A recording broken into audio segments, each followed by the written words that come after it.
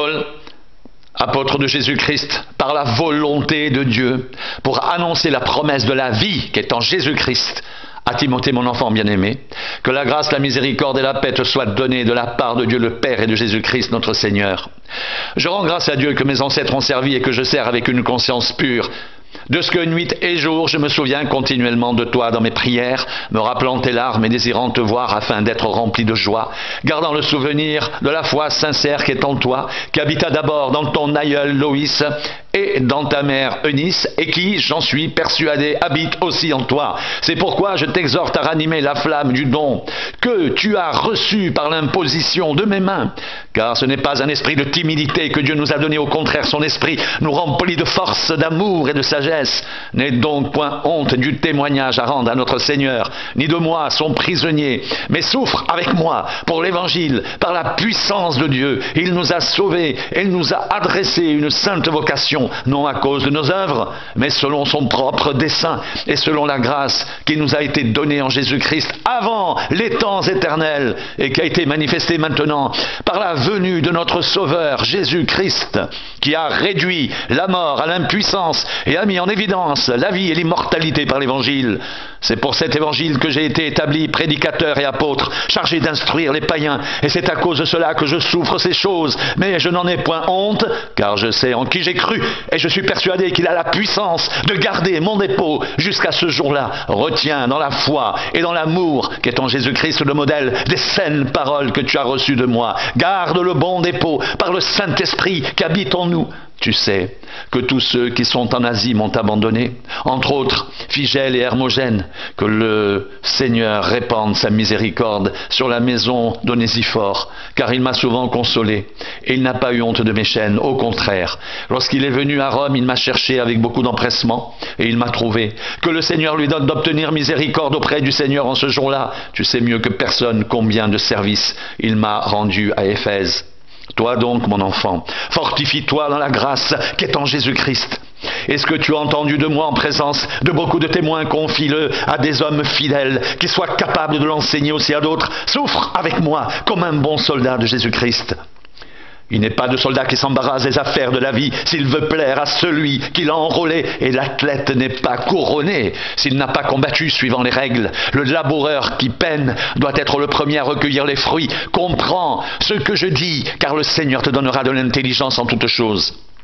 Souviens-toi de Jésus-Christ, issu de la postérité de David, ressuscité des morts selon mon évangile, pour lequel je souffre jusqu'à être lié comme un malfaiteur. Mais la parole de Dieu n'est pas liée, c'est pourquoi je supporte tout à cause des élus, afin qu'eux aussi obtiennent le salut qui est en Jésus-Christ, avec la gloire éternelle. Cette parole est certaine, si nous sommes morts avec lui, nous vivrons aussi avec lui. Si nous persévérons, nous régnerons aussi avec lui. Si nous le renions, lui aussi nous reniera. Si nous sommes infidèles, il demeure fidèle, car il ne peut se renier lui-même. Rappelle ces choses en conjurant devant Dieu qu'on évite les disputes de mots qui ne servent qu'à la ruine de ceux qui les écoutent, et force-toi de te présenter devant Dieu comme un homme éprouvé, un ouvrier qui n'a point à rougir, qui dispense droitement la parole de la vérité. Évite les discours vains et profanes, car ceux qui les tiennent avanceront toujours plus en impiété, et leur parole rongera comme la gangrène. De ce nombre sont Hyménée et Philette, qui se sont détournés de la vérité, disant que la résurrection est déjà arrivée, et qui renversent la foi de quelques-uns. Néanmoins,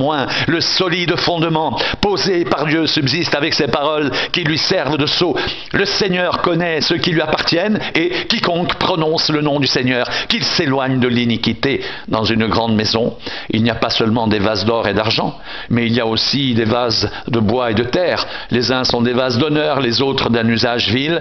Si donc quelqu'un se conserve pur en s'abstenant de ces choses, il sera un vase d'honneur sanctifié, utile à son maître, propre à toute bonne œuvre. Fuis les passions de la jeunesse et recherche la justice, la foi, l'amour, la paix avec ceux qui invoquent le Seigneur d'un cœur pur. Repousse les discussions folles et inutiles, sachant qu'elles font naître des querelles. Or, il ne faut pas qu'un serviteur du Seigneur ait des querelles. Il doit au contraire être affable pour tous, propre à enseigner, doué de patience. Il doit redresser avec douceur les adversaires dans l'espérance que Dieu leur donnera la repentance pour arriver à la connaissance de la vérité, et que revenus à leur bon sens, ils se dégageront des pièges du diable qui s'est emparé d'eux pour les soumettre à sa volonté.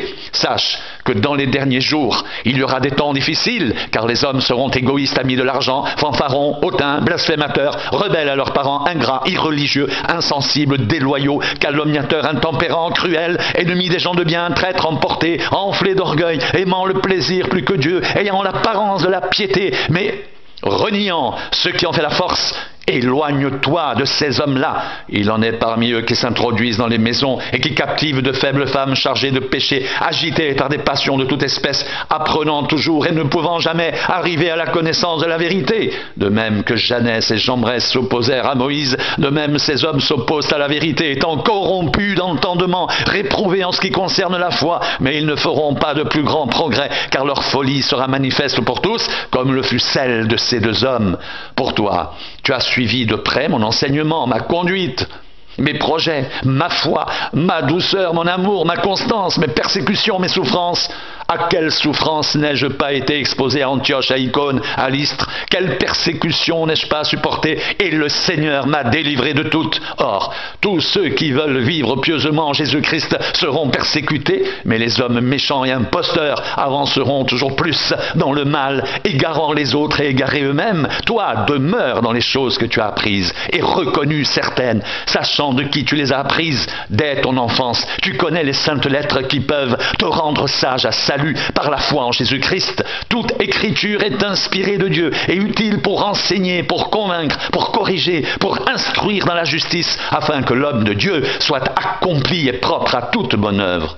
Je t'en conjure devant Dieu et devant Jésus-Christ, qui doit juger les vivants et les morts, et au nom de son avènement et de son royaume, prêche la parole, insiste en toute occasion, favorable ou non, reprend, censure, exhorte, avec toute douceur et en instruisant, car il viendra un temps où les hommes ne supporteront pas la saine doctrine, mais ayant la démangeaison d'entendre des choses agréables, ils se donneront une foule de docteurs selon leur propre désir, détourneront l'oreille de la vérité, se tourneront vers les fables. Mais toi, sois sobre en toutes choses, supporte les souffrances, fais l'œuvre d'un évangéliste, remplis bien ton ministère, car pour moi, je sers déjà de libation, et le moment de mon départ approche. J'ai combattu le bon combat. J'ai achevé la course, j'ai gardé la foi. Désormais la couronne de justice m'est réservée. Le Seigneur, le juste juge, me la donnera dans ce jour-là, et non seulement à moi, mais encore à tous ceux qui auront aimé son avènement. Viens au plus tôt vers moi, car Démas m'a abandonné par amour pour le siècle présent. Et il est parti pour Thessalonique. Crescens s'est allé en Galatie, Tite en Dalmatie, Luc seul est avec moi. Prends Marc et amène-le avec toi, car il m'est utile pour le ministère. J'ai envoyé Tychique à Éphèse. Quand tu viendras, apporte le manteau que j'ai laissé à Troas chez Carpus et les livres, surtout les parchemins. Alexandre, le forgeron, m'a fait beaucoup de mal. Le Seigneur lui rendra selon ses œuvres.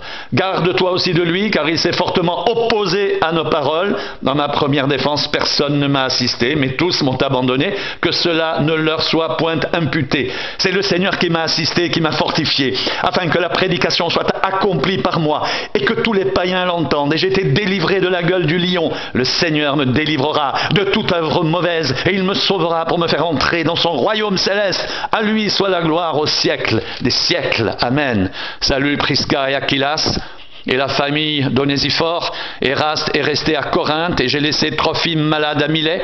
Tâche de venir avant l'hiver.